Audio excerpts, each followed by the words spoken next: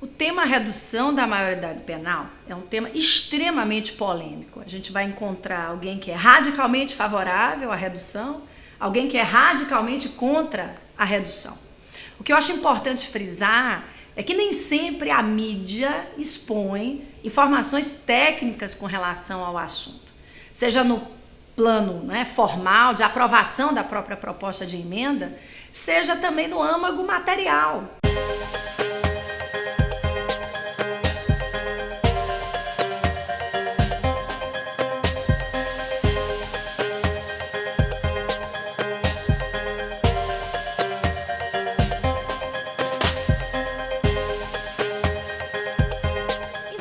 A proposta que foi oferecida sobre a redução da maioridade penal, ela visa alterar o artigo 228 da Constituição, que estabelece que a maioridade penal será aos 18 anos e a proposta pretende baixá-la para os 16 anos. Havia primeiro, inicialmente, uma proposta de redução absoluta da maioridade penal. Essa proposta não passou no Congresso Nacional e foi apresentada uma segunda alternativa na qual a redução da maioridade penal ocorreria apenas para determinados crimes, em específico os crimes hediondos, que são aqueles que realmente geram maior comoção social, etc. Aliás, esse é o grande problema do direito penal, do direito processual penal brasileiro, e que agora começa a atingir também os adolescentes, não é? É o problema de sermos levados por emoções. A responsabilidade penal aos 18 anos, ela foi adotada em razão de termos assinado uma série de compromissos internacionais, como, por exemplo, a Convenção Internacional em Defesa da Criança, que estabelece que existe um período de amadurecimento entre a criança, o adolescente. A nossa atual Constituição também prevê o princípio da prioridade absoluta do menor. Então, se protege a infância, a juventude, para que no momento talvez de maior responsabilidade, formação de personalidade, o indivíduo possa ser responsabilizado penalmente, o que acaba afetando a sua liberdade, a sua própria vida. O Constituinte hoje diz que o menor de 18 anos é inimputável, ou seja, ele não responde criminalmente por seus atos, mas ele é submetido a uma esfera especial, que é o Estatuto da Criança e Adolescente, uma justiça especializada que vai lidar com esses atos infracionais. O ECA é a Lei 8.069 de 90, ele é um estatuto, por isso ECA, Estatuto da Criança e do Adolescente, e o principal intuito do ECA é a proteção. Por isso que o ECA ele adota logo no seu artigo 1º a chamada doutrina da proteção integral. O que significa isso? Visualizar crianças e adolescentes como sujeitos de direitos. Nós temos uma distinção de tratamento da criança para o adolescente. Então, criança para o ECA é a pessoa que ainda não completou 12 anos. A partir do momento que completa 12 anos, até imediatamente antes de completar os 18, nós temos o adolescente. E o adolescente ele poderá responder pelo ato infracional praticado com a denominada medida socioeducativa. Então você tem desde o acompanhamento familiar até a obrigatoriedade de comparecimento à escola e o máximo em termos de medida socioeducativa aplicável, que tem caráter educativo ao adolescente infrator, é efetivamente a internação dentro do estabelecimento adequado e adaptado, obviamente, para os menores infratores. Então o Estatuto ele traz medidas e ele traz um regramento tão interessante, inclusive considerado uma das melhores legislações menoristas do mundo, que se ele fosse aplicado de uma maneira efetiva, da maneira correta, ele apenas traria benefícios não somente ao menor, como realmente é o intuito dele, mas também à própria sociedade.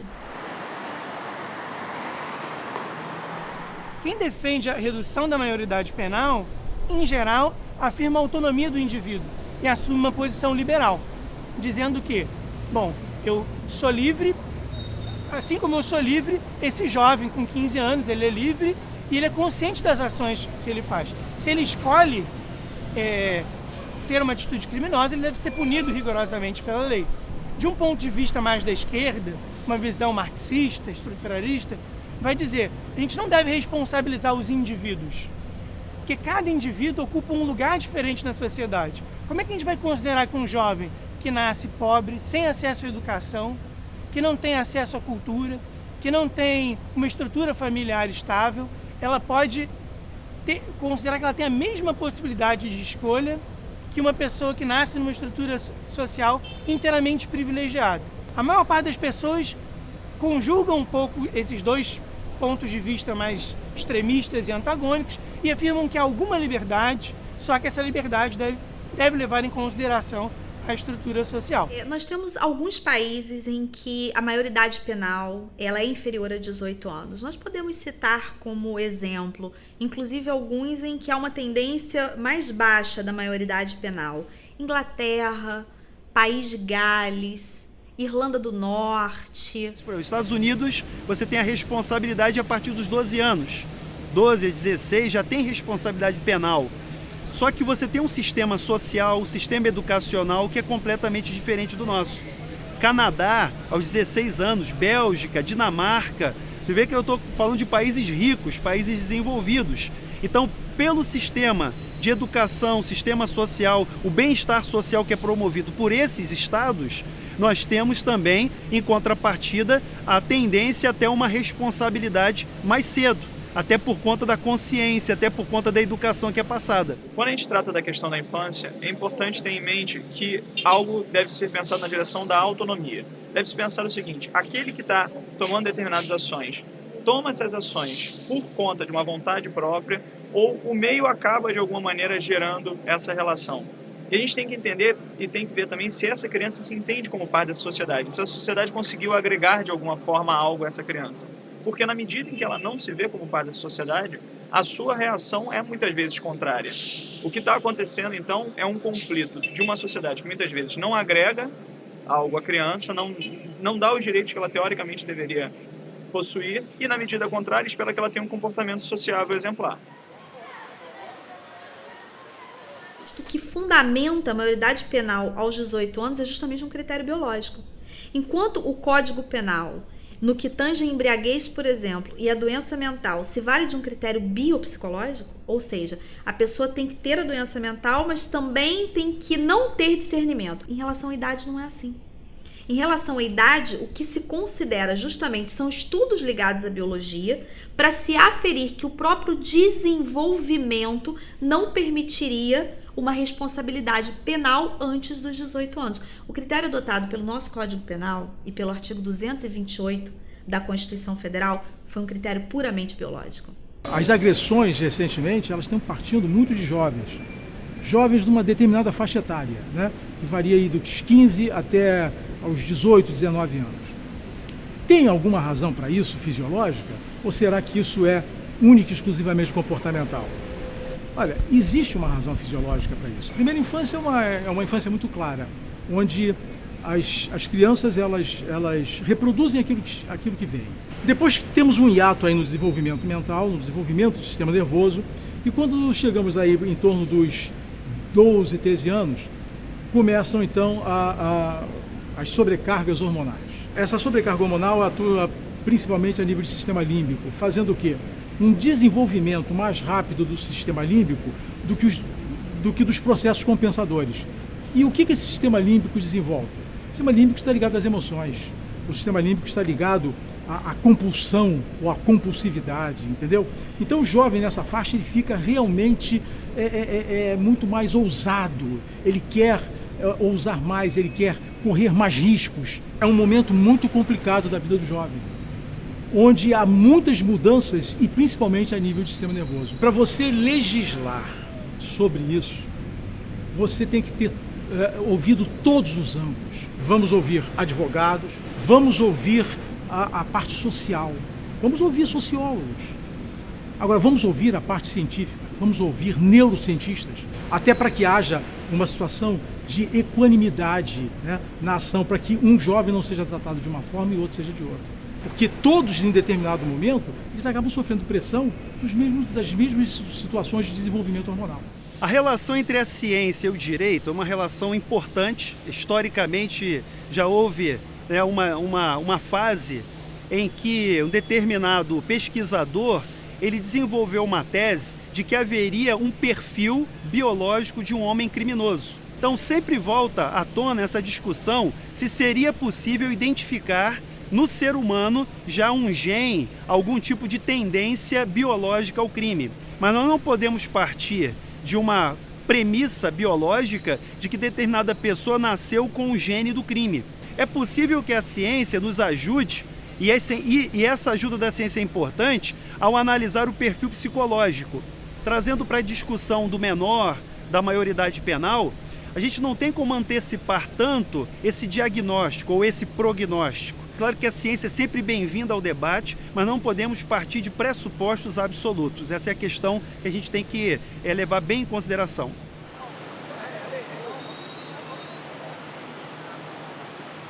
Por que aos 16 anos é possível votar e não ser responsabilizado penalmente? Esse argumento da votação é muito comum.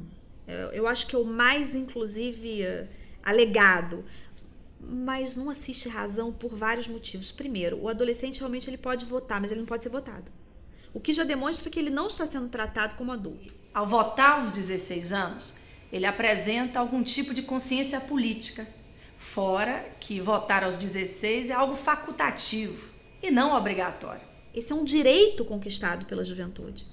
Totalmente diferente de nós pensarmos em redução da maioridade penal. Outro aspecto ainda, pode ser que ele vote errado.